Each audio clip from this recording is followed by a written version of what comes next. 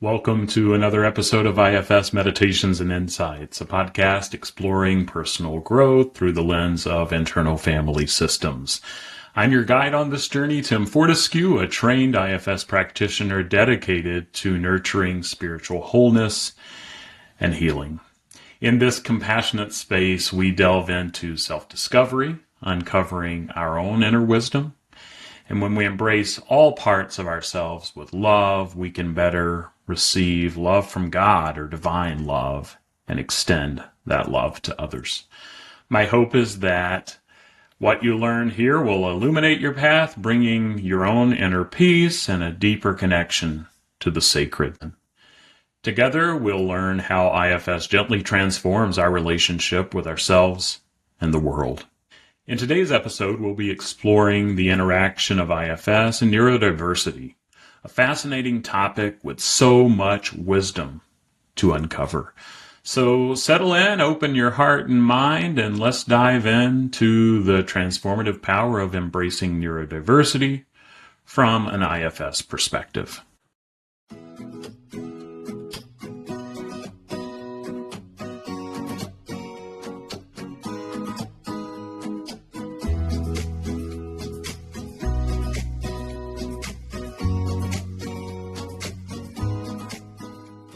Those who are regular listeners to the podcast know that at its core, IFS recognizes that we each have many different parts, discrete subpersonalities within us, each carrying their own perspectives, emotions, memories, and goals. IFS views our inner world as complex, with parts expressing vulnerability or burdens from the past. Yet other parts may act as protectors or managers that control or hide difficult emotions. Through inner exploration and letting each part have its voice, we start to understand the root causes behind our inner conflicts. As we address each part's underlying needs, we relieve their burdens, allowing our parts to trust and align with each other and our inner world. Neurodiversity refers to the diversity of human brains and minds, the variations in how we think, perceive, relate, and behave. It's an affirmation that neurological differences are a natural and valuable part of human diversity. Neurodiverse conditions include autism, ADHD, dyslexia, and dyspraxia, which is a lifelong condition that can cause problems with learning, perception, and physical coordination. And many, many more things can qualify as a neurodiverse condition. Neurodiversity relates to innate differences in things like social communication, focus, coordination, learning styles, and sensory perception. The neurodiversity paradigm recognizes these not as deficits, but as alternative and equally valid ways of being. It values neurodiverse perspectives and strengths like creativity, honesty, loyalty, and outside-the-box thinking.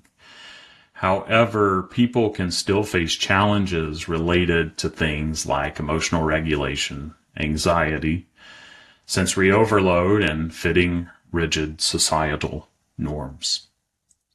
Many neurodiverse people grapple with judgment, shame, or pressure from society to mask their differences and to fit in.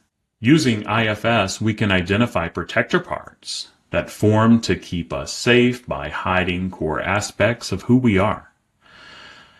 And when we show these parts and inner critics compassion rather than fighting them, we can nurture these parts, and we can nurture those exiled parts of us that have been pushed down and felt rejected for simply being different.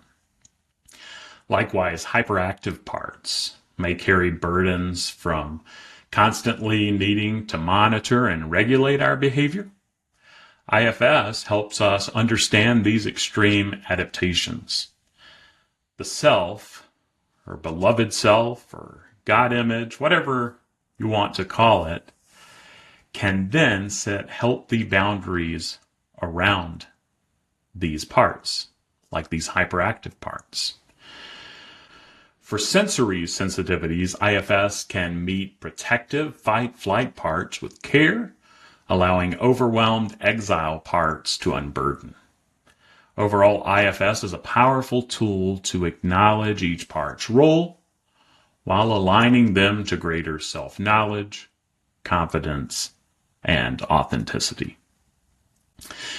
So I'm curious, do you have parts of your inner system that resonates with this? I know I do, particularly those parts that struggle with ADD and are unconventional to some people and outside of the box. Sometimes it's hard to discern what's at my core, who I truly am, and what isn't. IFS work has helped me to tease out my parts and to realize and discover more and more about who I truly am. I've uncovered inner critics judging me as lazy and unintelligent whenever I make mistakes. I've learned to thank these parts for their attempt to protect me, though their methods haven't always been very helpful. I've embraced exiled parts of myself that have felt constantly overwhelmed.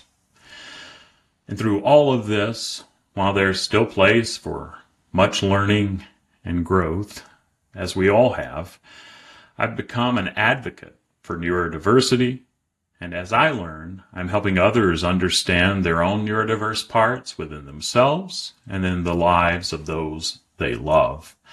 I'm also learning to understand those that I love so much a little better. To become more self-aware, try noticing when different inner parts are activated by writing them down or dialoguing with them. It may be helpful to ask yourself, which part of me is feeling this or pushing for this action? And see if you can sense its purpose while acknowledging its emotions. Or when you feel inner conflict, it may be helpful to try bringing compassion to each part rather than suppressing it. Maybe say internally, I know you're trying to help or protect me, but this is hurting us overall. What do you truly need? And see what that part responds. And there may be another part that wants to chime in. And then see if you can compromise or find another way for each part to feel safe. Practice accepting and expressing rather than hiding traits like stimming or ticking, information dumping, or literal speech. And I know I have some parts that come out with literal speech that mean something totally different than others may perceive. So if you have those parts, accept them with some compassion and just seek to get to know them more. Be curious. Recognize these not as negatives, but as expressions of your authentic self. Advocate your needs like quiet spaces, headphones, or flexible schedules. And surround yourself with people who honor the real you.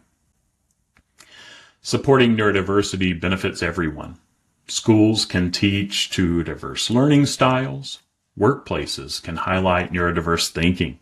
Churches or religious centers can even accommodate this by providing something for people to do with their hands while listening to a sermon or a talk. And we must recognize sensory and communication needs, allowing accommodations, maybe fidget toys or noise-canceling headphones without stigma. Legal protections improve media representation and public education against ableism are also key. Most importantly, we need to nurture neurodiverse self-acceptance, inner understanding, and access to mental health care. For caregivers of neurodiverse children, lead with patience, empathy, and respect. Our society must shift from marginalizing to celebrating neurodiversity, valuing alternative voices and talents equitably. The more perspective we embrace, the more creativity and innovation thrives. So I hope this insight on IFS and concepts of neurodiversity has been helpful for you. By identifying our parts, we can meet painful burdens and self-judgment with self-compassion. And we can better understand behaviors, adaptations, and needs created by our neurology. I hope you feel empowered to embrace your authentic self, harmonize your inner ecosystem, and advocate for an inclusive world that nurtures every form of diversity.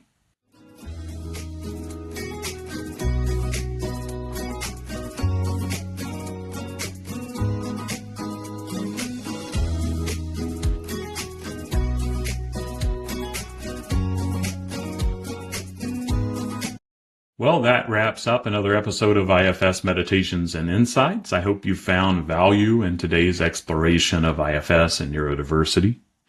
If you enjoyed this episode, I'd really appreciate it if you'd share it with anyone else who might benefit. Additionally, please leave a 5-star rating and review. This helps new listeners find the podcast.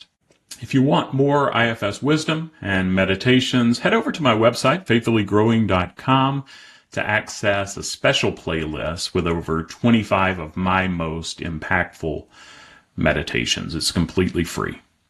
Lastly, I'd love to hear your thoughts and feedback on the podcast. Feel free to reach out anytime by emailing me at tim@faithfullygrowing.com. Thanks again for listening and being a part of this community. Remember to approach yourself and others with compassion. We're all doing the best we can with the tools we have.